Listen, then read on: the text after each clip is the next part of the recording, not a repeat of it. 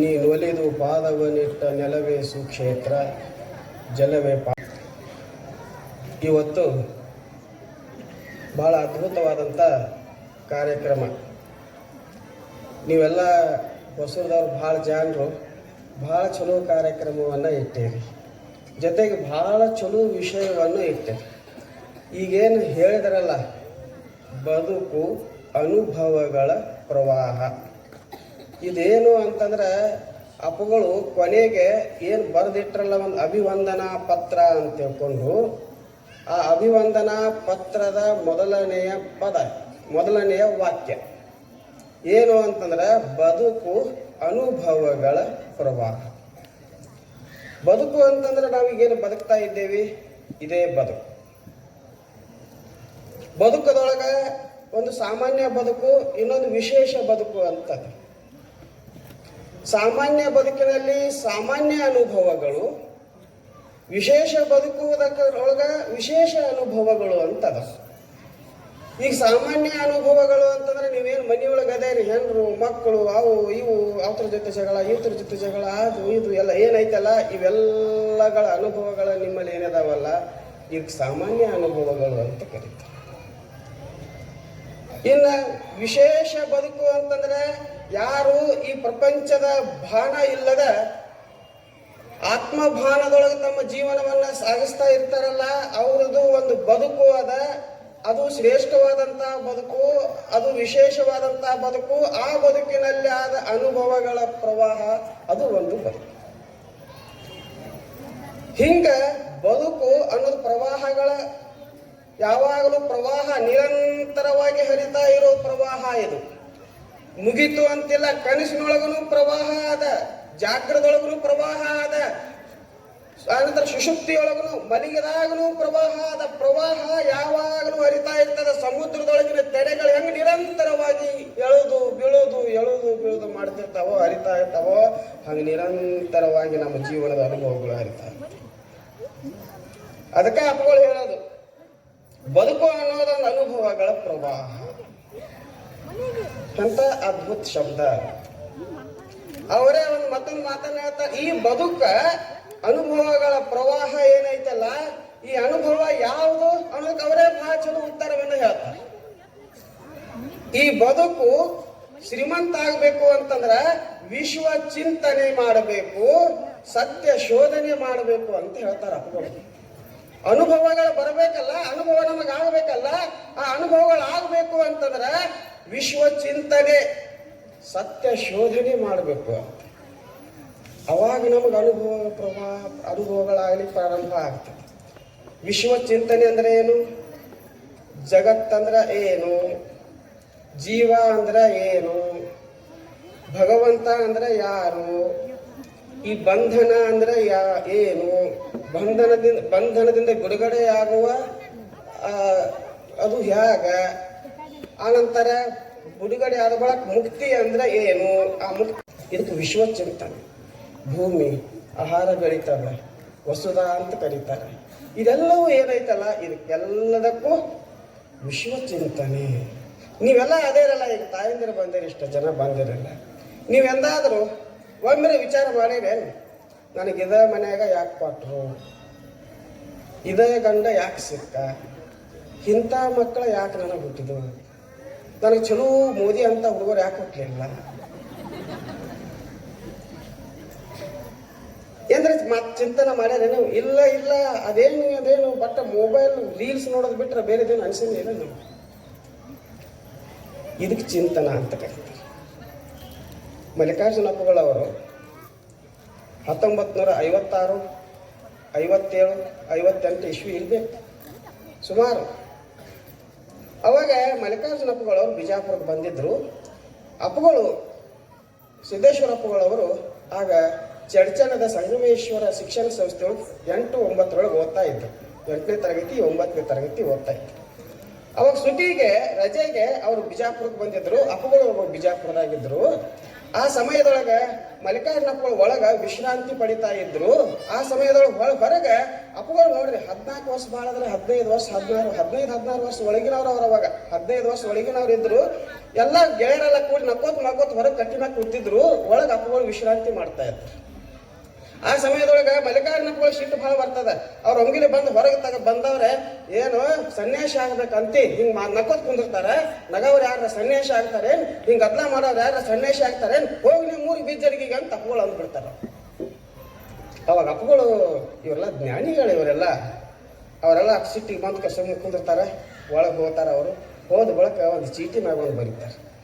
ಏನು ಬರೀತಾರಂದ್ರೆ, ನಾವು ಎಲ್ಲಿ ಬರಬೇಕಾಗಿದೆಯೋ ಅಲ್ಲಿ ಈಗಾಗಲೇ ಬಂದಾಗಿದೆ, ಇನ್ನೆಲ್ಲಿ ಹೋಗುವುದೂ ಇಲ್ಲ ಬರುವುದೂ ಇಲ್ಲ. ಅಪ್ಪಗಳು ಬರೀತಾರ. ಅವಾಗ ಅಲ್ಲಿ ಭಕ್ತರೆಲ್ಲ ಬಂದಾಗ ಮಲ್ಲಿಕಾರ್ಜುನಪ್ಪಗಳು ನೋಡಪ್ಪ ನಮ್ಮ ಹುಡುಗ ಸಿಟ್ಲೆ ಹೆಂಗ ಬರೆದಿಟ್ಟ ನೋಡು. ಏನು ಬರ್ದಾನ ಅಂದ್ರೆ, ಹೋಗೋ ಎಲ್ಲಿ ಬರಬೇಕಾಗಿದೆಯೋ ಅಲ್ಲಿ ಬಂದಾಗ್ಯದ, ಇನ್ನು ಹೋಗೋದಿಲ್ಲ ಬರೋದಿಲ್ಲ. ಬದುಕದ ನಿರ್ಧಾರ, ಅದಕ್ಕೆ ಬದುಕು ಅಂತ ಕರೀತಾರೆ. ನಾವೇನು ಮಾಡಬೇಕಾಗಿದೆಯೋ ಅದನ್ನು ಮಾಡಬೇಕು, ಏನಾಗಬೇಕಾಗಿದೆಯೋ ಅದನ್ನಾಗಬೇಕಾಗಿದೆ. ಇದಕ್ಕೆ ಬದುಕು ಅಂತ ಕರೀತಾರೆ. ಇದೇ ಶಿಕ್ಷಣ ಸಂಸ್ಥೆಯೊಳಗ 10ನೇ ತರಗತಿ ಅಪ್ಪಗಳಿದ್ದಾಗ 10ನೇ ತರಗತಿ ಪರೀಕ್ಷೆಯೊಳಗೆ ಓಂ ನಮಃ ಶಿವಾಯ ಓಂ ನಮಃ ಶಿವಾಯ ಅಂತ ಬರೀತಾರೆ. ಶಾಲೆಯೊಳಗೆ ಫೇಲ್ ಆಗ್ತಾರೆ. ಅವಾಗ ಎಲ್ಲ ಶಿಕ್ಷಕರೆಲ್ಲ ಅಪ್ಪಗಳು ಹೇಳ್ತಾರೆ, ಮಲ್ಲಿಕಾರ್ಜುನಪ್ಪಗಳು ಗುರುಗಳ ನೋಡ್ರಿ ಅಪ್ಪಗಳು ಹುಡುಗ ಹುಷಾರ ಭಾಳ, ಆದ್ರೆ ಓಂ ನಮಃ ಶಿವಾಯ ಬರ್ದಾರ ಪತ್ರಿಕೆ. ಅವಾಗ ಮಲ್ಲಿಕಾರ್ಜುನಪ್ಪಗಳು ಅವ್ರಿಗೆ ಕರೆದು ಹೇಳ್ತಾರೆ, ನೀನು ಬರೀ ಈ ಕೆಲಸ ಮಾಡೋದಕ್ಕಾಗಿ ನೀನು ಸನ್ಯಾಸಿ ಆಗೋದಲ್ಲ, ನೀನು ವಿಶ್ವದ ಚಿಂತನೆ ಮಾಡಬೇಕು, ಸತ್ಯದ ಶೋಧನೆ ಮಾಡಬೇಕು, ನಿನ್ನ ಜೀವನವನ್ನ ರಾಗ ದ್ವೇಷ ರಹಿತವಾದಂತ ಸದ್ಭಾವವನ್ನ ನೀ ಬೆಳೆಸ್ಕೊಳ್ಬೇಕು, ನಿನ್ನ ಜೀವನ ಸುಂದರ ಆಗಬೇಕು, ಜೊತೆಗೆ ನೀನು ನಿನ್ನ ಅನುಭವಗಳನ್ನ ಎಲ್ಲರ ಜೊತೆ ಹಂಚ್ಕೊಂತ ತಿರುಗಾಡಬೇಕು. ಅದು ನಿಜವಾದಂತ ಬದುಕು ಧರ್ಮ, ಅದನ್ನ ನೀ ಮಾಡಬೇಕಾಗಿದೆ ಹೊರತು ನಿನ್ಗೆ ಹಿಂಗೆ ಫೇಲ್ ಆಗೋ ಸಲುವಾಗಿ ಓಂ ನಮ್ ಬರೀ ಸಲುವಾಗಿ ನೀ ಬಂದಿಲ್ಲ ಇಲ್ಲಿ ಅಂತ ತಪ್ಪುಗಳು ಹೇಳ್ತಾರೆ. ಅದರ ಪರಿಣಾಮ ಏನಾಗ್ತದ ಅಂತಂದ್ರೆ ಇಟ್ಟು ಬದಲಾಗಿ ಬಿಡ್ತಾರೆ ಅಪ್ಪಗಳು. ಅವಾಗ ಅವರ ಜೀವನದ ಧಾಟಿನೇ ಬದಲಾಗ್ಬಿಡ್ತಾರೆ, ಬದುಕೇ ಬದಲಾಗಿಬಿಡ್ತಾರೆ. ಅಲ್ಲಿಂದ ಮುಂದೆ ಹಿಂಗೆ ಅವ್ರ ಪ್ರಭಾವ ಬೆಳಿಲಿಕ್ಕೆ ಪ್ರಾರಂಭ ಆಗ್ತದಲ್ಲ, ಅವಾಗ ಅವರು ವಿಶ್ವ ಚಿಂತನೆಯ ಕಡೆಗೆ ತಮ್ಮ ಜೀವನವನ್ನು ಪ್ರಾರಂಭಿಸ್ತಾರೆ. ವಿಶ್ವ ಚಿಂತನೆಯ ಬಗ್ಗೆ ಚಿಂತನೆ ಮಾಡ್ತಾ ಮಾಡ್ತಾ ಸತ್ಯ ಶೋಧನೆಯ ಕಡೆಗೆ ಹೋಗ್ಲಿಕ್ಕೆ ಪ್ರಾರಂಭ ಮಾಡ್ತಾರೆ.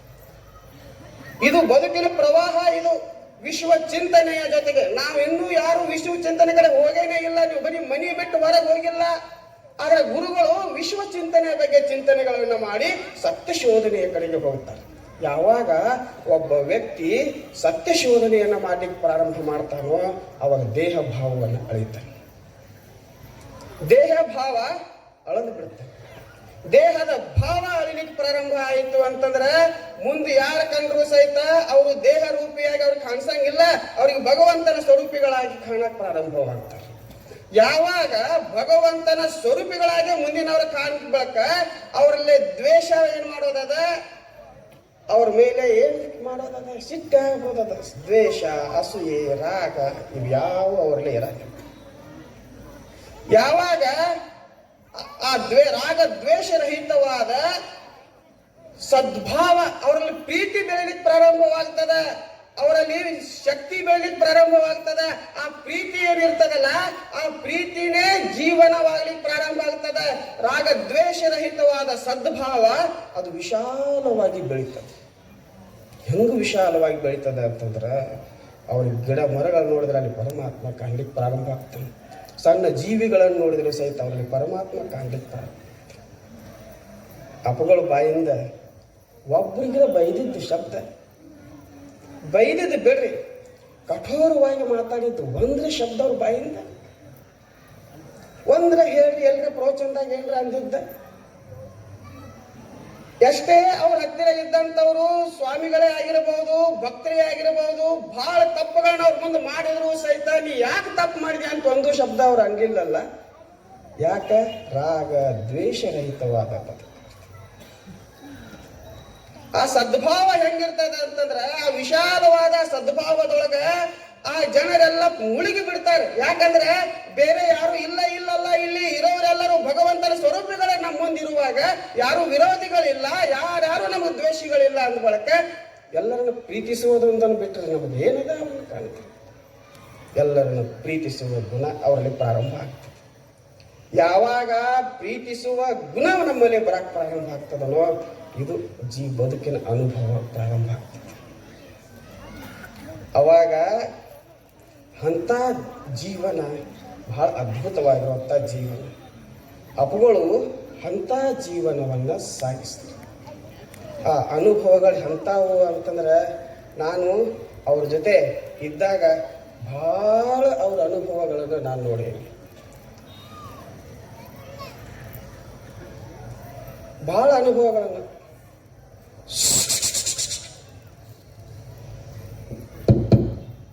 ನೀವು ಮಾತಾಡೋರು ಇದ್ರಿ ಅಂತಂದ್ರೆ ನಾವು ಒಂದು 5 ನಿಮಿಷ ಕುಂದಿರ್ತೀವಿ, ನೀವು ಮಾತಾಡ್ತಾರೆ.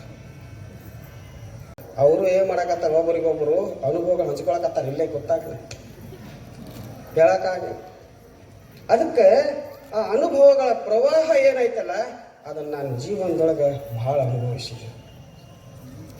ಅವುಗಳು ದೇಹ ಐತೆಲ್ಲ ಅವ್ರದ್ದ, ಆ ದೇಹ ಯೋಗ ದೇಹ, ಯೋಗ ಶರೀರ. ಆ ಶರೀರದೊಳಗೆ ಯಾವಾಗಲೂ ಒಮ್ಮೆ ನಾ ಕಾಲಿಗೆ ಸ್ವಲ್ಪ ಎಣ್ಣೆ ಹಚ್ತಿದ್ದೀನಿ, ಬರೀ ಎಲುಬು ಹತ್ತಿದ್ದು, ಮಾಂಸ ಬರೀ ಎಲುಬು ಕೈಗೆ ಹತ್ತಿದ್ದು. ನಾ ಅಂತಿದ್ದೀನಿ, ಅಪ್ಪಗಳು ನಿಮ್ಮ ಎಲುಬು ಯಾಕೋ ಆ ಗುಂಡಿಗಿಲ್ಲ, ಇದು ಚಪ್ಪಟದ ಅಂತಂತ, ಇದು ಚೌಪದ ಅಂತ ಅಂತಿದ್ದೀನಿ. ನಮ್ಮ ಯಾಕಂದ್ರೆ ನಮ್ಮ ಮಾಂಸ ಎಲ್ಲ ಭಾಳ ಇರ್ತಿತ್ತು. ನಮ್ಮ ಕಾಲಿಗೆ ಕೈ ಹಚ್ಚಿದ್ರೆ ನಮ್ಮೆಲ್ಲ ಗುಂಡಿಗೆ ಹತ್ತಿದ್ದು, ಅವ್ರು ಬರೀ ಚಪ್ಪ ಉದ್ದಿಗೆ ಹಿಂಗೆ ಅನಿಸ್ತಿತ್ತು. ಅಪ್ಪಗಳನ್ನಾರು ನಿಮ್ಮದು ಮಾಂಸ ಎಲ್ಲ ಭಾಳ ಐತಿ, ಅದಕ್ಕಾಗಿ ನಿಮ್ಗೆ ಹಂಗೆ ಅನಿಸ್ತೈತಿ, ನಮ್ಮದೇನೂ ಇಲ್ಲ ಅದಕ್ಕಾಗಿ ಎಲುಬು ಹಟ್ಟ ಉಳಿದ್ರಿಂದ ಹಂಗೆ ಅನಿಸ್ತೈತಿ. ಮುಂದೆ ಅವ್ರ ದೇಹ ಹೆಂಗತ್ತು ಅಂತಂದ್ರೆ ಅದಕ್ಕೆ ಆಹಾರದ ಅವಶ್ಯಕತೆ ಇರಲಿಲ್ಲ, ಗುಳಿಗೆ ಔಷಧಿಗಳ ಅವಶ್ಯಕತೆ ಅವ್ರಿಗೆ ಇರಲಿಲ್ಲ. ಅವ್ರು ಹೇಳ್ತಿದ್ರು, ನನಗೇನಾದ್ರೂ ತೊಂದರೆ ಆಯ್ತು ಅಂತಂದ್ರೆ ಆ ತೊಂದರೆಯನ್ನ ಈ ಜನ್ಮದೊಳಗನ್ನ ಅನುಭವಿಸಿ ಹೋಗಬೇಕು. ಗುಳಿಗೆ ಔಷಧ ತಗೊಂಡಿನಿ ಅಂತಂದ್ರೆ ಅದರಿಂದ ನಾ ಕಡಿಮೆ ಮಾಡ್ಕೊಂಡ್ರೆ ಮತ್ತೆ ಅದ್ರ ದುಃಖವನ್ನ ಕಳಿಲಿಕ್ಕೆ ಮತ್ತೆ ಮುಂದಿನ ಜನ್ಮದಾಗ ಬಂದು ಕಳಿಬೇಕಾಗ್ತದೆ. ಎಂದಿಗೂ ಔಷಧ ಗುಳಿಗೆಗಳನ್ನು ತಗೊಂಡು ಕಾಲ 3 ಸಲ 4 ಸಲ ಕಾಲಿಗೆ ತೊಂದರೆ ಆದ್ರೂ ಸಹಿತ ಒಂದಿನ ಅವ್ರು ಗುಳಿಗೆಗಳನ್ನು ತಗೋಲಿಲ್ಲ. ಕಣ್ಣಿಗೆ ಆಪರೇಷನ್ ಆದರೂ ಸಹಿತ ಎಂದು ಗುಳಿಗೆಗಳನ್ನು ತಗೋಲಿಲ್ಲ. ಸಲೈನ್ಗಳನ್ನು ಹಚ್ಕೊಳ್ಳಿ, ಕಣ್ಣೊಳಗೆ ಡ್ರಾಪ್ ಸಹಿತ ಹಾಕೊಳ್ಳಿ. ಯಾಕ ಇದೇನು ಭೋಗಿಸಬೇಕಾಗಿದೆಯೋ ದುಃಖವನ್ನ ಸುಖವನ್ನ ಅದು ಭೋಗಿಸಿಯೇ ಹೋಗಬೇಕು. ಅವ್ರ ದೇಹ ಇತ್ತಲ್ಲ, ಅವ್ರ ಜೊತೆ ವಾಕಿಂಗ್ ಹೋಗ್ತಿದ್ರಲ್ಲ, ನಾನು ವಾಕಿಂಗ್ ಹೋಗಿ ಬರುವಾಗ ಅವ್ರಿಗೆ ಬೆವರು ಬಿಡ್ತಿತ್ತು. ನಮ್ ಬೆವರು ಬಿಡ್ತು ಅಂತಂದ್ರೆ ಕೆಟ್ಟ ಗೊಬ್ಬ ವಾಸ ಬರ್ತದೆ, ಆದ್ರೆ ಅವ್ರ ದೇಹದಿಂದ ಎಂದಿಗೂ ಸಹಿತ ಗೊಬ್ಬ ವಾಸನೆ ಬರಲಿಲ್ಲ. ಎಂತ ಸುಗಂಧ ವಾಸನೆ ಬರ್ತಿತ್ತು ಅಂತಂದ್ರೆ ಪತಂಜಲಿ ಹೇಳ್ತಾನ, ಯಾವ ಯೋಗಿಯ ದೇಹದಿಂದ ಸುಂದರವಾದ ಸುವಾಸನೆ ಬರ್ತದಲ್ಲೋ ಅದು ತಿಳ್ಕೋಬೇಕು, ಅದು ನಿಜವಾದ ಯೋಗ ಶರೀರ ಅಂತ. ಹಂಗ ಯೋಗ ಶರೀರ ಅಪ್ಪಗೋದು. ಕೊನೆಯ ಕ್ಷಣದೊಳಗ ಅವ್ರು ದೇಹ ತ್ಯಾಗ ಮಾಡಿದಾಗ 24 ಗಂಟೆವರೆಗೆ ಕಾಲಿಂಗೆಲ್ಲ ಕಟ್ಟಿಟ್ಟಿದ್ರು. ಆ ಡಾಕ್ಟರ್ ಈ ದೇಹ ಮಡ್ಚದ 12 ತಾಸು ಆದ್ರೆ ಅದು ಫಿಟ್ ಆಗಿರ್ತದ, ಅದು ಮಡಿಬೇಕು, ಕಾಲು ಉದ್ದ ಜಗ್ಗಿ ಮಾಡ್ಬೇಕಾದ್ರೆ ಹತ್ತುಡಿ ಬೇಕಾದ ತಗೊಂಡು ಹತ್ತುಡಿ ಎಲ್ಲ ತಂದ. ಈ ಸಾಯಂಕಾಲ ತಂದ ಕಾಲು ಬಿಚ್ಚಿದ್ದೇ ತಡ, ಕಾಲು ನೇರವಾಗಿ ಆಗಿಬಿಡ್ತು. ಅವ್ರ ದೇಹ ಕೊನೆಯ ಕ್ಷಣದೊಳಗೂ ಸಹಿತ ಎಲ್ಲರ ದರ್ಶನಕ್ಕಾಗಿ ಇಟ್ಟಾಗ ಅವ್ರ 35-40 ವರ್ಷದ ಯುವಕರಂತೆ ಅವ್ರ ಮುಖ ಕಾಣ್ತಾ ಇತ್ತು. ಯಾಕ? ಅದು ಯೋಗ ಶರೀರ. ಅಂತ ಯೋಗ ಶರೀರವನ್ನು ಹೊಂದಿದಂತ ಅಪ್ಪಗಳು ಅವ್ರು ಹೇಳ್ತಾರ, ಈ ಬದುಕಂದ್ರೆ ಏನು ಅಂತಂದ್ರೆ ಇದು ಅನುಭವಗಳ ಪ್ರವಾಹದಿಂದ ಕೂಡಿದಂತ ದೇಹ. ಇದು ಈ ಮನಸ್ಸು, ಈ ಬುದ್ಧಿ, ಇದೆಲ್ಲವನ್ನ ನಾವು ಜೀವನದೊಳಗೆ ಸಾಗಿಸ್ತಾ ಇರ್ತೀವಿ.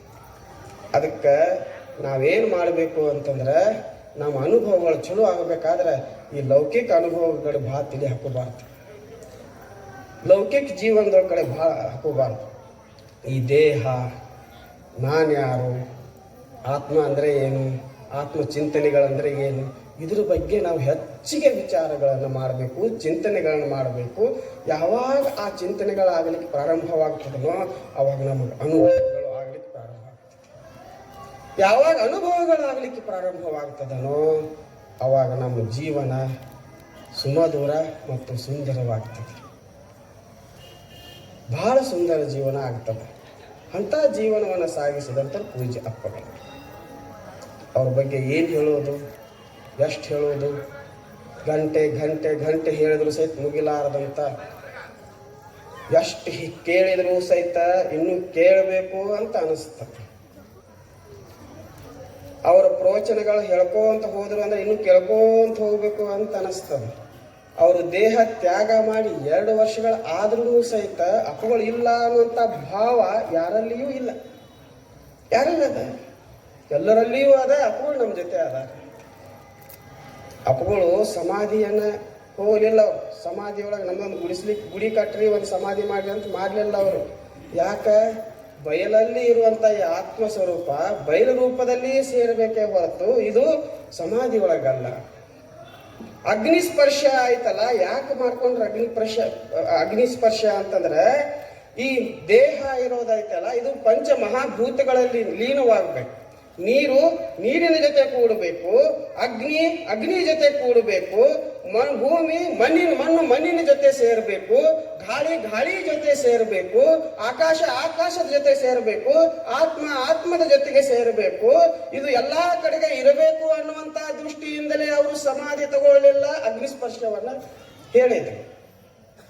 ಅಪ್ಪಗಳು ಎಲ್ಲಿಲ್ಲ, ಭೂಮಿ ಎಲ್ಲಿವರೆಗೆ ಇರ್ತದ ಅಲ್ಲಿವರೆಗೆ ಅಪ್ಪಗಳು ಇರ್ತಾರೆ. ಗಾಳಿ ಎಲ್ಲಿವರೆಗೆ ಇರ್ತದೆ ಅಲ್ಲಿವರೆಗೆ ಅಪ್ಪಗಳು ಇರ್ತಾರೆ. ನದಿಗಳಿಗೆ ನೀರು ಎಲ್ಲಿವರೆಗೆ ಇರ್ತದೆ ಭೂಮಿ ಮೇಲೆ ಅಲ್ಲಿವರೆಗೆ ಅಪ್ಪಗಳು ಇರ್ತಾರೆ. ಆಕಾಶ ಎಲ್ಲಿವರೆಗೆ ಇರ್ತದನೋ ಅಲ್ಲಿವರೆಗೆ ಅಪ್ಪಗಳು ಇರ್ತಾರೆ.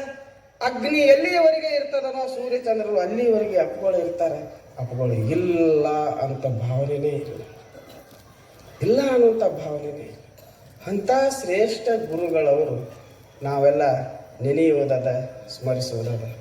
ನಾವೊಂದು ನಿಮಗೆ ಹೇಳ್ತೇನೆ, ತಾಯಂದಿರೇ ಇರಲಿ, ನೀವು ಶರಣರ ಇರಲಿ, ನಿಮ್ಮ ಮನಸ್ಸಿನೊಳಗೆ ಏನಾದರೂ ಕೆಟ್ಟದ್ದು ಬಂತು, ಭಾಳ ತೊಂದರೆ ಆಯಿತು, ಭಾಳ ಕಷ್ಟ ಅನ್ಸಾಕಾಯ್ತು, ಭಾಳ ದುಃಖ ಅನ್ಸಾಕಾಯ್ತು, ನೀವು ಇವ್ರಿಗೆ ಯಾರಿಗೂ ಹೇಳಕ್ಕೆ ಹೋಗ್ಬೇಡ್ರಿ.